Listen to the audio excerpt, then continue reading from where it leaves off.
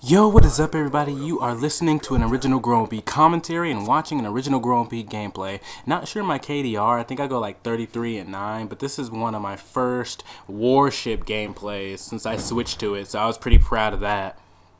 I really can't remember this gameplay, it was so long ago. This was even before the patching and everything went down for Black Ops 2, and it's ironic. I didn't plan on saying this, but this video went down before the Black Ops 2 patch, which is what I want to talk about today.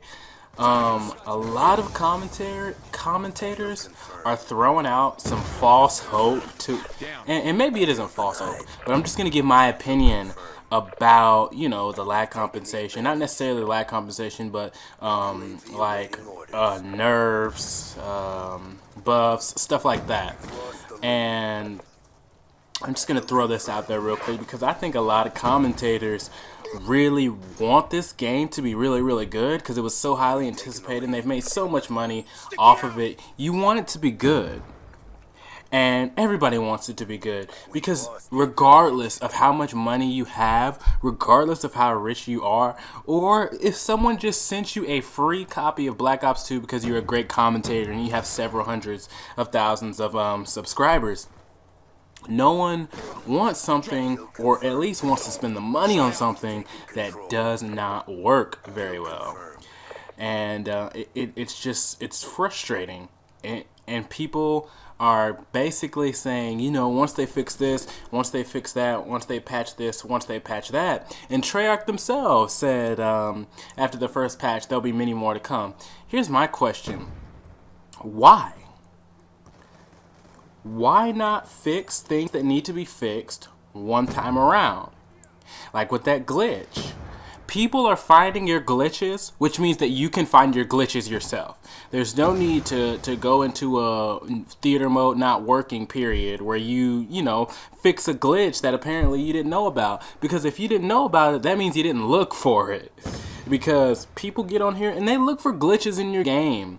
There's been a 10th prestige glitch in a couple of these CODs. I'm not sure. I think there was one in COD 4 or something like that. But, I mean, people are finding them. That means you can find them. And here's my thing. Good games don't get patched into good games. So, I'm sorry, but personally, I don't think that the patches are going... I'm not saying that, you know, this COD game isn't better than some other COD games, but the things that y'all are dealing with...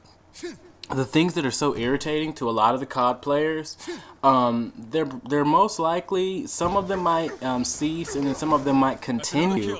But at the end of the day, good games don't get patched into good games. Good games are released as good games. And I always use Super Smash Bros. Because I think that's one of the greatest games of all time.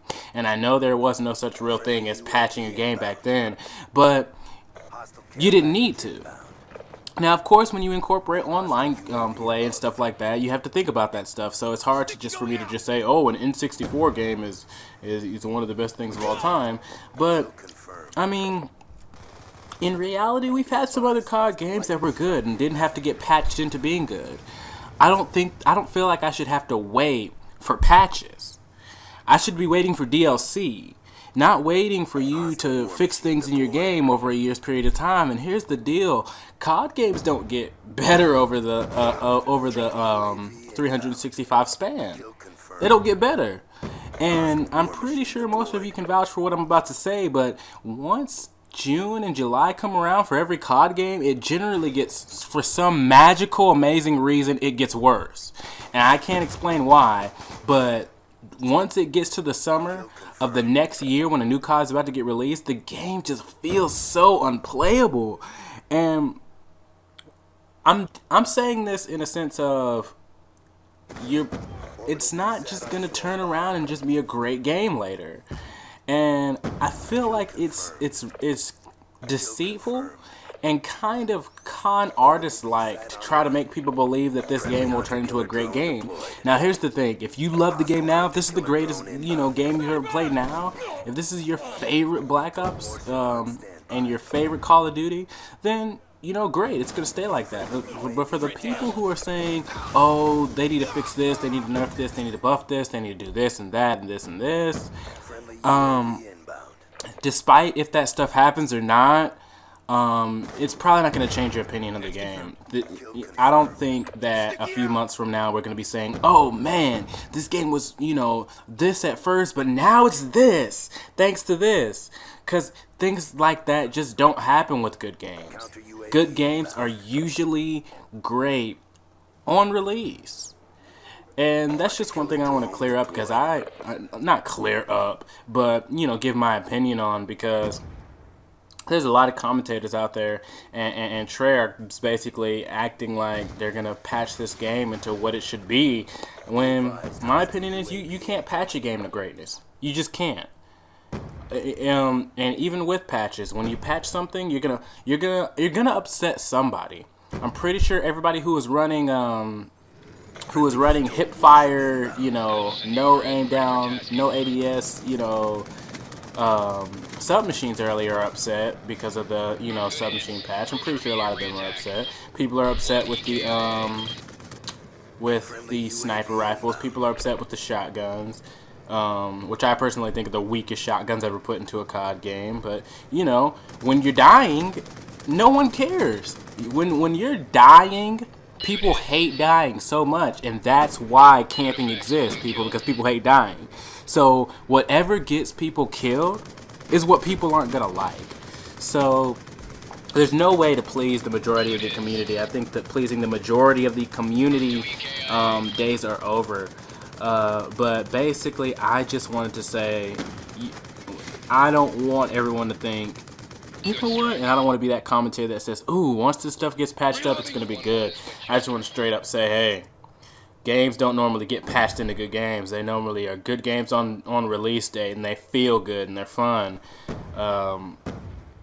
And with that being said, speaking of, I want to talk about the CODs. Everybody generally has a consensus of, like, you know, COD 4 being the best. I really think I should have got that kill. But I don't think I've seen this on YouTube yet. I don't think I've seen a commentator do this yet. I did top 5 COD maps, and I want to thank y'all for supporting that video, because that video is like 2 views away from 300, and I did not think I was even going to get 100 on it. So I'm really, really thankful for that. I know people with, you know, 1,000 subscribers that, you know, barely get 300 views on their video. So thank you so much for that. And I want to do another one just to get y'all involved in everything. And we're going to do top 3, because there hasn't been that many COD games to just throw out, you know, what's top 5 or whatever. Top 3 Call of Duties. What are our favorite Call of Duties? And just kind of tell me what you think they did right. I know lag compensation has just kind of blown up lately, and we are just assuming that the lag compensation was better in the other games and stuff like that. But for me personally, my absolute favorite, and if y'all have been really watching my videos, and if y'all know me, y'all can look at the screen right now and probably tell which one's my favorite. My favorite COD is Modern Warfare 2 right now. And obviously, because Modern Warfare 2 is the harborer of my all-time favorite, my all-time best shotgun, and a lot of my other top shotguns as well, like the Rangers, the original AA when it was good. I didn't mess around with the Spaz 12 too much, or the 1887s, even when they did have ridiculous sniper range. But Modern Warfare 2 is my favorite.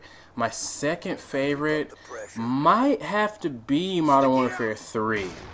Because Black Ops, I didn't like the way they did the shotguns either in Black Ops, although I had quite a few flawless games just running around with Spaz and just doing really well. I didn't like the feel of it. The sensitivity of the game really messed me up no matter what sensitivity I put it on. I had a pretty good KDR. I think that's the highest KDR in that game that I've had in any of them, but I played zombies so much that I kind of just got out of the flow of the maps, and I didn't really know the maps towards the end. And then after Modern Warfare 3, I'd probably have to say World at War. Just out of pure fun. I just had pure fun on World at War. And on World at War is where I established my, my just straight up Call of Duty shotgun skill, and just had a lot of fun. So let me know what y'all think. Those are mine. Start us off with Modern Warfare 2, and then it's Modern Warfare 3, and then it's World at War. I had a lot of fun on those. Just straight up fun with my friends. And please let me know what y'all think. And I will see y'all in that comment box. And the original Grown Beat is out, and I will see y'all next time.